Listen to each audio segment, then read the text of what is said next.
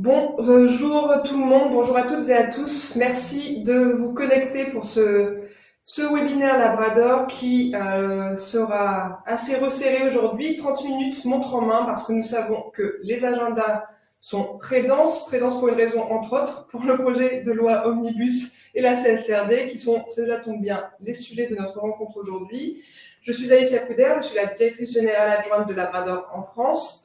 Pour celles et ceux qui ne connaissent pas très rapidement, Labrador, c'est le leader en France et aux États-Unis de l'information réglementée depuis un peu plus de 30 ans. Concrètement, pour le faire simple, on publie des documents d'enregistrement universel, des rapports de durabilité, d'où la convention d'aujourd'hui, des rapports ESG, des chartes éthiques, et puis depuis quelques mois maintenant, avec l'acquisition de l'agence Momentis, on réalise également des événements financiers, extra-financiers.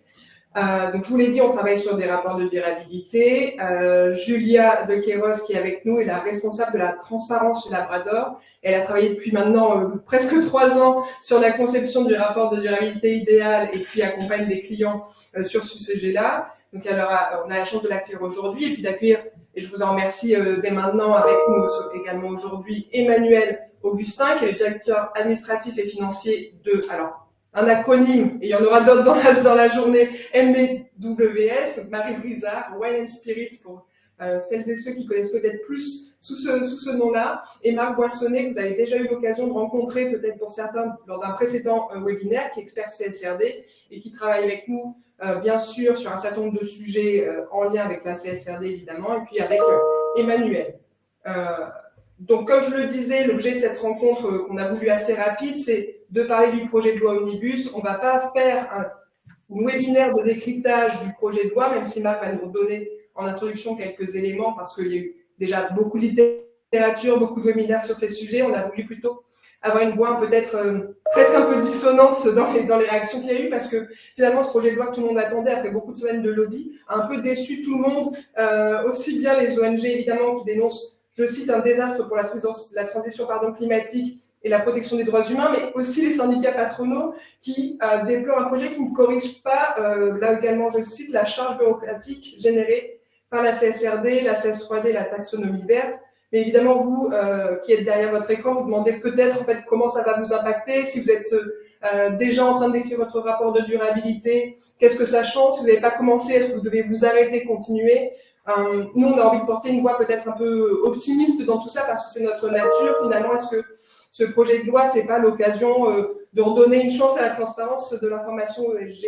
C'est de ça qu'on veut discuter aujourd'hui. Mais comme promis, avant de rentrer dans le vif du sujet, si vous le voulez bien, Marc, est-ce que vous pouvez rapidement nous donner quelques points saillants du projet de loi pour qu'on sache tous qu'on parle de la même chose, même si, encore une fois, c'est pas le sujet d'aujourd'hui de venir relire cette loi, mais comme ça, on sait à peu près de quoi on parle pendant la demi-heure qui nous attend. Tout à fait. Et tout d'abord, bonjour à vous tous. Merci Alicia pour cette introduction. Vous parliez de transparence du reporting. Je rajouterai utilité du reporting et c'est vraiment le maître mot de l'orientation de l'Omnibus.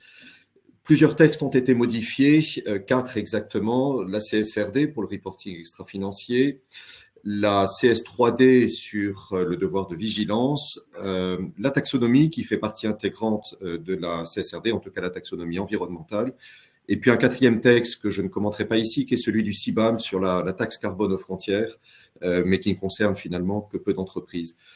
Démarrons par la CSRD. Je crois que le maître mot a été de rendre ce reporting mieux adapté aux besoins du marché, d'abord en définissant une taille limite d'entreprise qui aura encore l'obligation d'établir un rapport et de le soumettre à une vérification externe, une mission d'assurance. Jusqu'alors, la taille était 250 personnes, elle remonte à 1000 employés, ce qui réduit très significativement le nombre d'entreprises soumises. On était avec la NFRD autour des 10 000 entreprises. Avec la première version de la CSRD, on était monté à 50 000 entreprises soumises. On va retomber à 10 000 avec cette nouvelle règle.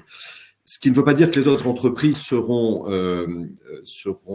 plus la possibilité de faire un rapport de durabilité, mais elles le feront de manière beaucoup moins contrainte puisque les normes SRS qui sont utilisées ne leur seront pas applicables en l'état. Ça sera un reporting volontaire. Elles pourront décider d'utiliser une mission d'assurance pour vérifier le reporting qu'elles publient et elles pourront utiliser, si elles le souhaitent, ces normes VSME qui sont des normes volontaires pour les entreprises, très simplifiées ou pas. On voit donc là une division de l'approche entre une partie réglementaire réservée aux grandes entreprises, dans lesquelles les normes SRS vont être revues pour les rendre mieux adaptées aux besoins de communication. Un certain nombre de dispositifs vont être ajoutés dans ces normes SRS pour les grandes entreprises de plus de 1000 personnes, notamment la suppression d'informations non importantes, une priorité donnée aux informations quantitatives plutôt que qualitatives, et la possibilité d'avoir un certain nombre d'indicateurs déclarés de manière volontaire et d'autres de manière obligatoire. Donc tout ceci aura un impact sur le contenu du rapport. L'entreprise aura la possibilité de choisir ce qu'elle va, enfin pas totalement, mais de choisir certains éléments de son rapport, et ça aura un impact sur l'audit qui sera de facto adapté à sa nouvelle communication. Pour les petites entreprises soumises à cette CSRD, dans le seuil des 1000 personnes, un report, donc un arrêt de l'horloge, un report de 2 ans pour toutes ces entreprises. Un décret va être publié en France avant le 31 décembre pour permettre à ces entreprises de prendre le temps et ainsi de mieux préparer leur rapport. Je crois, et en tout cas c'est une vision très personnelle, que c'est une grande chance, beaucoup de souplesse et d'intelligence apportée au reporting et permettre à chacun de mieux se préparer et de mieux choisir les éléments de son reporting extra-financier. Sur la taxonomie, en 2 mots, le seuil de 1000 personnes s'applique aussi. En deçà de ces 1000 personnes, le reporting taxonomie est laissé sur la base du volontariat pour les entreprises qui le souhaitent. Si elles considèrent que leur activité est sensiblement contributrice à la taxonomie environnementale, elles pourront faire le choix de faire un rapport. Sinon, elles n'auront aucune application. Et même parmi les entreprises de 1000 personnes, si le total de leur activité éligible est inférieur à 10%, aussi bien en chiffre d'affaires qu'en CAPEX ou OPEX, alors elles pourront omettre de faire leur reporting.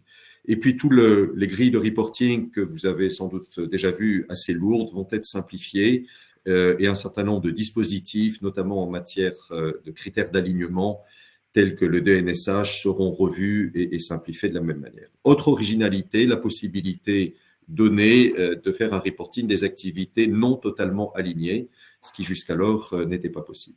Sur le devoir de vigilance, un mot pour vous dire que les règles ont été grandement assouplies.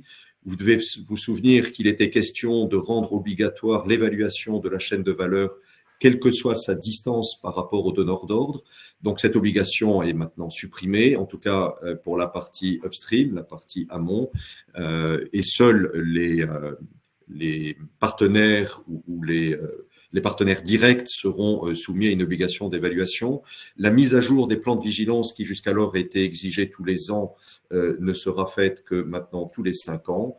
Et une année de report a été décidée pour les 3 tranches. Vous savez, il y a tranches de 1000, 3000 et 5000 personnes. Donc, chacun pourra bénéficier d'une année de plus et ceci va être transposé très rapidement dans les textes de chacun des États membres.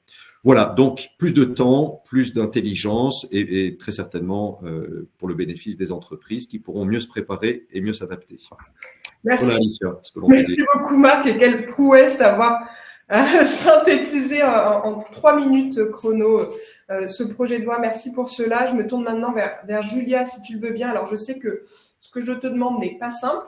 On est au tout début de la saison de publication des rapports de durabilité en France et en Europe, mais sur les premiers rapports qui ont été publiés, est-ce que déjà tu peux nous dire quels sont les premiers constats que tu as pu tirer en termes de structure ou en termes d'informations données?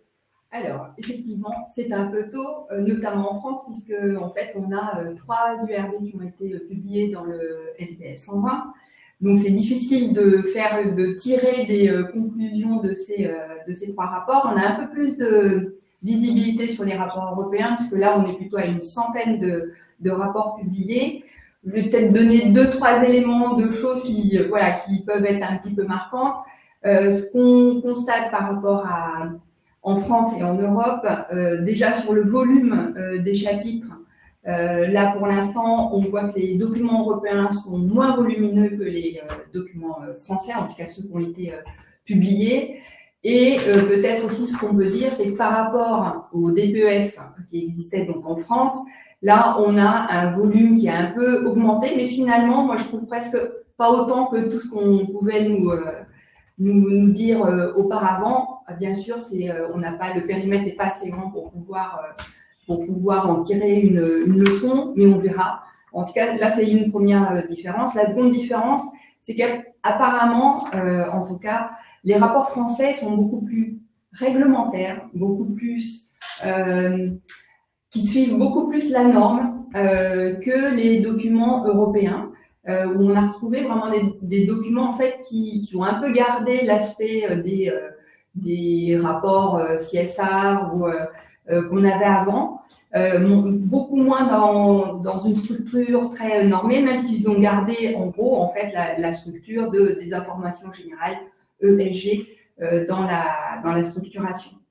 Voilà ce qu'on peut dire quelque part aujourd'hui. Alors en France, moi je pense que quand même on va avoir des rapports un petit peu différents, puis on aura certainement des rapports qui auront été plus orientés, ou en tout cas il y aura eu un souci du lecteur, puisque nous on a quand même accompagné un certain nombre de clients et on sait qu'on a travaillé pas mal d'éléments de pédagogie pour eux. Et puis l'étude qu'on est en train de réaliser, voilà, on pourra la partager tout au long des semaines qui viennent, et certainement que ça montrera que finalement les rapports ne sont pas que réglementaires en France. Oui, c'est ça. Merci Julia, là aussi de t'être prête, donc prêtée à l'exercice. Et j'ai hâte de savoir si, en fait, pour une fois, les Français auront suivi la règle ou on n'aurait fait qu'à leur tête une fois de plus. Parce que pour le moment, c'est assez étonnant de découvrir qu'on est les plus conformes au niveau européen. Alors, je me tourne vers vous, Marc, Emmanuel, maintenant qu'on a fait ce placement de contexte. Vous êtes le pilote du projet CSRD au sein de MBWS. Alors, vous étiez déjà soumis à la DPEF, donc vous partiez déjà d'informations extra-financières. Je ne vais pas vous redemander quelle est la méthodologie que vous avez suivie pour arriver à la rédaction de votre premier rapport, mais peut-être plus comment ce projet-là, quelle a été la nature de l'impact de ce projet sur l'organisation de l'équipe et sur votre stratégie de route RSE ou ESG, si vous le voulez bien. En allumant votre micro, si vous le voulez bien également, Emmanuel. Bonjour à tous. Effectivement, c'est vrai que ça a eu un impact sur l'organisation. La DPEF était quand même partagée entre un nombre de professionnels un petit peu plus limité. Donc là, ça a effectivement engendré une mobilisation plus forte. Et en plus, je dirais qu'on a constaté une forte dichotomie entre l'approche RSE et l'approche CSRD. Autant l'approche RSE était relativement bien véhiculée au sein de l'organisation. Tout le monde peut comprendre le besoin de l'approche pour ce qu'on appelle la responsabilité sociale et sociétale, et se sont concernés en grande partie par les opérations qui traitent, je dirais, les parties E, environnement ou S, social. Ça a un côté très opérationnel. La CSRD, de par les régulateurs, de par la manière dont elle a été véhiculée et communiquée, est apparue comme approche de conformité un peu rigide, moins accessible à l'ensemble des interlocuteurs. Mais en même temps, si on veut bien regarder, je reviendrai un tout petit peu quand même sur la méthodologie parce que c'est important, elle est quand même l'expression d'une démarche rigoureuse, structurante, et c'est quand même important, je pense, parce que il faut derrière avoir des projets, les mettre en œuvre, mais on doit s'approcher d'une démarche concrète et plutôt pragmatique, ce qui, au vu de la première sortie de la CSRD, laissait peut-être quelques questionnements. D'autant plus que ces sujets sont importants, et donc il faut effectivement qu'on puisse faire, je dirais, onboarder l'ensemble des équipes. Donc, si je reviens quand même un tout petit peu sur l'approche, je dirais que l'analyse de double matérialité a été l'élément fondateur. Et je dirais, c'est celui qui a apporté de la valeur pour MBWS, pour structurer, pour réfléchir à nos impacts. À notre humble avis, de tout ce qui peut se faire dans l'omnibus, mais il n'en est heureusement pas question, il est impératif de conserver et de sauvegarder cette approche parce qu'elle est pour nous la pierre angulaire pour la prise de conscience effectivement des enjeux de durabilité et puis des plans d'action à mener. Et donc, si on veut décrire un tout petit peu, parce qu'il y a eu quelque chose qui a été fait, qui est l'analyse de matérialité, ou qui a concerné relativement peu de monde, et on s'est fait accompagner bien évidemment par des gens du secteur, mais quand on est arrivé à la revue des gap analysis, c'est là que les gens sont un peu tombés de leur chaise, parce qu'ils ont aperçu qu'il y avait un vrai gap. Bon, ça veut dire quoi? Ça veut dire que on n'est pas plus mauvais ni meilleur que les autres. Au moment, on a des grands pas à faire et on va les faire progressivement. Et là, il s'est agi de faire embarquer l'ensemble des équipes parce que c'est transverse. Donc ça, c'est important. Et derrière, il faut arriver à traiter toute cette information. Donc, on rentre après ça dans un processus de projet relativement classique, avec à la fois une mise en place d'un reporting, un protocole, des plans d'action, et puis après, et c'est Marc qui en a été l'instigateur de ce point de vue-là, comment arriver à consolider tout ça dans un rapport de durabilité, même s'il faut bien reconnaître que la DPEF a quand même été non pas une mine, mais une source de renseignements. Voilà. Et je dirais qu'on ira quand même avec le projet Omnibus, le peu que j'en ai compris, parce qu'il y a eu plein de webinaires déjà de fait en espace de 8 jours, j'ai compris qu'on allait quand même parvenir à la DPEF, qu'on allait quand même, heureusement, progresser par rapport à ça. Mais effectivement, il faut qu'on rentre dans un peu plus de concret. Voilà. C'est utile. Cette approche pragmatique au sein de l'entreprise qui s'est heurtée à la vision d'un régulateur qui est supranational, et c'est peut-être là la limite de l'intégration. Et d'ailleurs, en plus, on voit que bon nombre de pays ne l'ont toujours pas transposé dans leur droit national. Et l'idée, c'est quand même d'équiper les équipes, d'embarquer les équipes dans la durée. Merci Emmanuel. Donc oui, Marc, vous avez travaillé avec Emmanuel sur ces projets-là. Vous avez travaillé avec d'autres entreprises. Dans quelle mesure le témoignage d'Emmanuel résonne et avec d'autres sociétés avec lesquelles vous avez travaillé? Et peut-être, je vois aussi les questions qui arrivent. Est-ce que sur les sociétés qui sont en train de rédiger, elles doivent lever le stylo maintenant? Alors, première partie de la question, travailler avec Manuel a été un plaisir. Non, mais je le dis avec beaucoup de sincérité. L'utilisation des ESRS, qui est quand même le cœur de la méthodologie, est extrêmement structurant. Et c'est un peu la spécificité de l'approche française. On s'est écarté des stratégies pour faire du reporting selon des règles de reporting très structurées. Je crois que toute la richesse des échanges que nous avons eus a été de savoir prendre un peu de distance avec les fameux data points ou points de données pour apporter une information conforme, mais qui donne une vision des priorités et des engagements de MBWS. Voilà. Sur les questions que vous posiez, en tout cas celles que je peux lire à l'écran sur l'application à la vague 1 pour les entreprises qui sont en dessous du seuil de 1 000 €, je dirais qu'à ce stade, l'Omnibus comprend deux textes.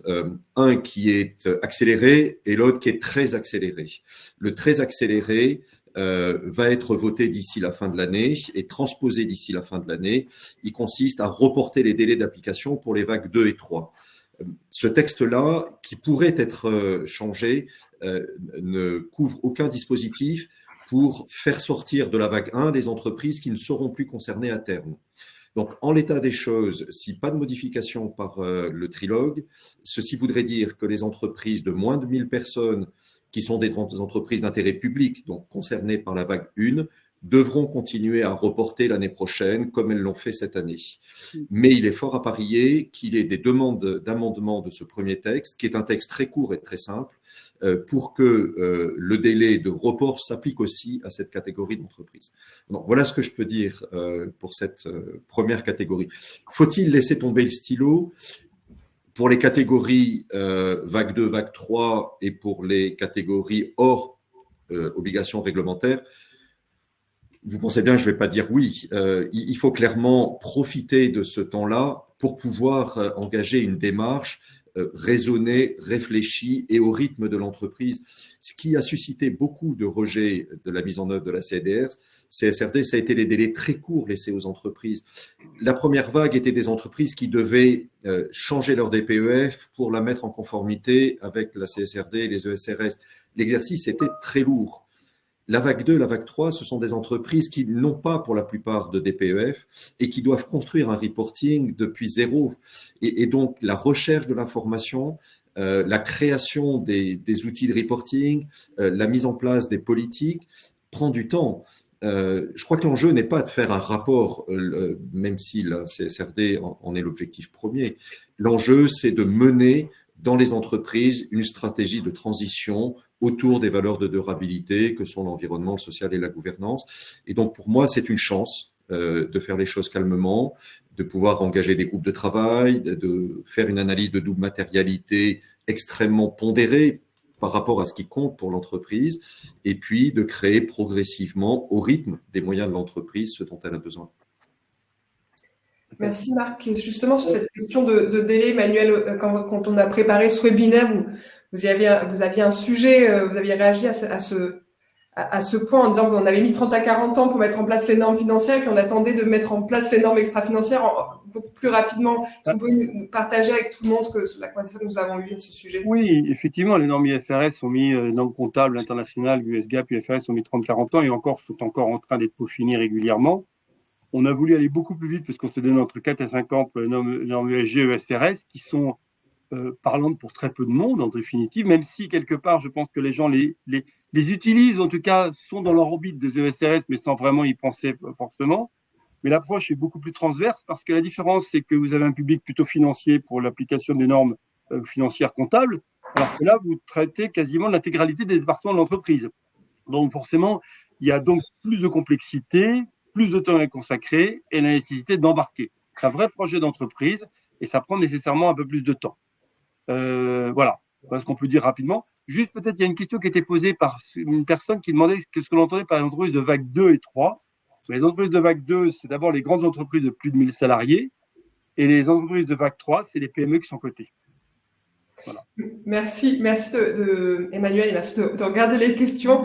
Je vais revenir on a abordé ce sujet quand on posait la question de je lève le stylo et puis Marc, vous nous disiez, mais je conseillerais à personne de poser le stylo et on évoquait un peu plus tôt dans un des points de ce projet de directive, et je fais référence au chat également, se pose la question du reporting volontaire.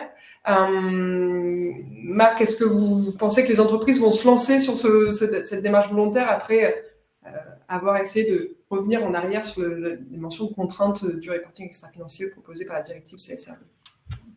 Écoutez, non seulement je le pense, mais je le souhaite. Je le pense parce que la nécessité de faire un rapport au-delà de l'obligation réglementaire est souvent pour répondre à des demandes formulées par les clients de l'entreprise. Parce qu'eux-mêmes ont besoin d'informations pour les intégrer dans leur propre reporting, parce qu'eux-mêmes ont besoin de travailler ou ont envie de travailler avec des entreprises engagées vers une transition en matière de développement durable. Par ailleurs, beaucoup d'institutions financières qui soit montent au capital des entreprises, soit octroient des prêts aux entreprises, exigent de plus en plus que ces prêts ou ces conditions de rentrée dans le capital soient assises sur des valeurs, des engagements et des targets en matière de développement durable. Donc une entreprise a besoin de montrer cela à son environnement. Et je n'ai pas parlé des collaborateurs qui, pour beaucoup, ont des attentes à cet égard. Donc, je pense que engager une démarche de développement durable est quelque chose maintenant de naturel et d'attendu par toutes les parties. Le formuler dans un rapport, c'est le valoriser, c'est pouvoir en informer ses partenaires et le faire vérifier, c'est apporter la garantie que tout ceci est fait avec le plus grand sérieux possible. Donc oui, je crois que les choses vont aller, mais c'est quand même beaucoup plus agréable de le faire de manière volontaire que sous la contrainte d'une réglementation. Et ça serait une belle preuve que surréglementer n'est pas forcément la bonne approche. Les entreprises sont assez responsables pour savoir ce dont elles ont besoin et faire l'effort de se transformer quand c'est nécessaire. Et ceci étant dit, et je voulais répondre à une autre question qui était sur le timing de transposition, etc. L'omnibus prévoit toute une série d'échéances, timing, je vais vous les donner. Je pense que l'approbation de l'omnibus 1, qui est la directive sur la transposition et report des délais, va se faire très vite, vraisemblablement avant l'été. Les pays, les États membres devront la transposer avant le 31 décembre. Donc à cette date-là, on saura qui devra appliquer ou pas la nouvelle CSRD. Les ESRS qui doivent être modifiés, l'EFRAG s'est vu octroyer un délai de 6 mois après approbation de la directive. On pense, donc l'Omnibus 2, cette deuxième partie de la directive, on peut penser raisonnable d'une approbation en trilogue autour du mois d'octobre de cette année, en tout cas clairement avant la fin de l'année. Ce qui voudrait dire que ces ESRS développés par l'EFRAG pourraient arriver au cours de fin premier trimestre, début deuxième trimestre de l'année prochaine, 2026.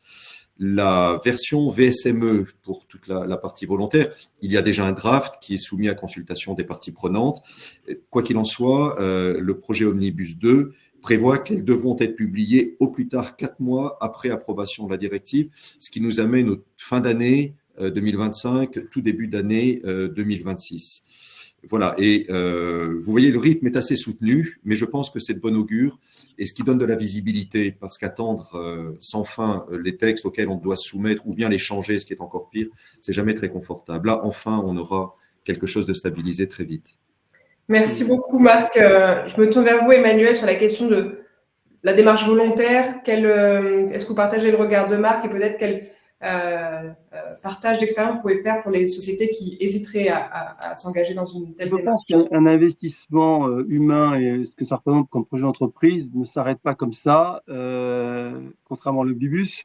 Ce report potentiel de la date de mise en application pour les entreprises, notamment des vagues 2 et suivantes, donne en fait plus de temps pour se préparer, ce qui n'a pas forcément été le cas, puisque aussi bien les entreprises que les consultants, que les commissaires aux comptes, que tout ça, sont tous dans le même bain aujourd'hui, plus ou moins. Et donc, ça donne plus de temps pour se préparer. Et comme je l'ai dit à un moment donné, c'est pourquoi pas en profiter pour réaliser des rapports à blanc internes qui permettent effectivement de se préparer pour tester, puis être prêt au moment où la publication. Et comme tenu que si on rentre dans un système volontaire, ben, on jugera le moment utile. Sachant que le volontariat est quand même un tout petit peu limité par le fait que aujourd'hui, surtout quand vous regardez la double matérialité et puis tout le monde s'y engouffre, les parties prenantes sont de plus en plus exigeantes. Clients, fournisseurs, y compris l'entreprise. Donc, par conséquent, si vous suscitez une certaine attente, ben, faut vous attendre à ce qu'effectivement, elle se manifeste. Concernant la VSME, et pour ce que disait Régis, ce que disait Marc, en fait, j'ai souvent entendu qu'on parlait d'opportunités de création de valeur par la RSE. Mais à un moment donné, je dirais que d'une autre façon, et c'est une façon peut-être un petit peu, c'est que ne pas être engagé peut être destructeur de valeur et surtout prise en considération négativement par les parties prenantes. D'une certaine façon, pour résumer, on dirait ceux qui ne font rien ou ne communiquent pas pourraient s'exposer plutôt à des avantages concurrentiels importants. Et enfin, je ne suis pas financier pour rien, reste à trouver la bonne mesure dans des coûts qui sont acceptables, l'inflation qui a quand même pas mal présidé dans ce domaine depuis 2 ans, et donc je pense que probablement avec cette nouvelle omnibus, mais j'espère qu'il ne lui coupera pas toutes les ailes, devrait permettre d'équilibrer et de permettre à d'autres de rentrer, et qui effectivement, à cause des coûts, freinent pas mal. Merci beaucoup, Emmanuel. Julia, je sais que toi, ça t'enthousiasme pleinement, cette démarche. Oui, ça m'enthousiasme, et je rejoins ce que disaient Marc et Emmanuel. En fait, moi, je pense que c'est une vraie chance. Finalement, cette simplification va peut-être nous donner l'opportunité de créer le rapport RSE ou le rapport de durabilité dont tout le monde rêve, c'est-à-dire à la fois un document qui parle à tout le monde, aux salariés comme aux investisseurs, et puis qui va donner confiance, sortir un peu de cette communication un peu inflationniste et peut-être où on perd un peu du sens. Je parle notamment à ce que réclame la norme et tous les data points qui parfois n'étaient pas très pertinents, ou la manière dont on a approché ce document, ce rapport n'était pas toujours très pertinent. Du coup, là, on va pouvoir remettre du sens. Et ce que je trouve de formidable, c'est que finalement, on a une base qui est structurante, on est sur une base, une méthodologie qui est solide, donc qui apporte ce sérieux dont on a besoin dans cette information. Et en même temps, on a quand même cette liberté de pouvoir aller vraiment sur les sujets qui font sens, et non pas d'être dans une obligation de reporter. Et du coup, moi, je trouve que c'est plutôt enthousiasmant, et je trouve que les entreprises qui ne font plus, en tout cas qui ne sont plus obligées de reporter dans le cadre de la CSRD, on a une formidable opportunité, et peut-être que tous ensemble, on va créer vraiment le rapport idéal ou le rapport volontaire de nos rêves. Et en tout cas, nous, c'est sur quoi on réfléchit en ce moment, parce qu'on a vraiment envie que les entreprises s'approprient ce document, parce que finalement, on ne va pas arrêter un train qui est en marche. Et on est dans cette phase de transformation, et donc continuons et allons au bout de cette transformation. Merci Julia, merci Marc, merci Emmanuel. Les 30 minutes touchent à leur fin. Je sais qu'il y a encore des questions, comme d'habitude, on y répondra à ce webinaire, où ce sera l'occasion peut-être de recréer un nouvel événement pour en parler, pour les exploiter.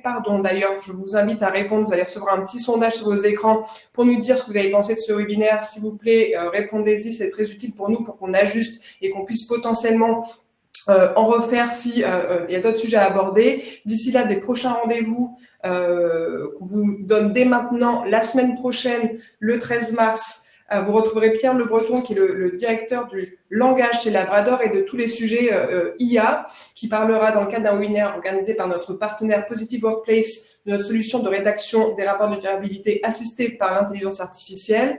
On vous donne rendez-vous, comme l'a annoncé également Julia, tout au long de la saison de publication et plus précisément au mois de mai pour avoir un regard plus complet sur la tête des rapports de durabilité qui seront publiés, le nombre de pages, le nombre d'IRO, qu'est-ce qu'on raconte dans ces rapports, quelle forme ils prennent. Et puis, je l'annonce dès maintenant pour celles et ceux qui connaissent bien Labrador, on organise depuis plus de 15 ans des Transparency Awards. La date des Transparency Awards de cette année est d'ores et déjà fixée au 2 juillet et nul doute que les sujets de durabilité feront partie des conversations. Je vous remercie d'avoir pris le temps d'être avec nous ce soir et je vous souhaite une bonne fin de journée. Merci à tout le monde. Au revoir. Merci, au revoir. Merci, au revoir.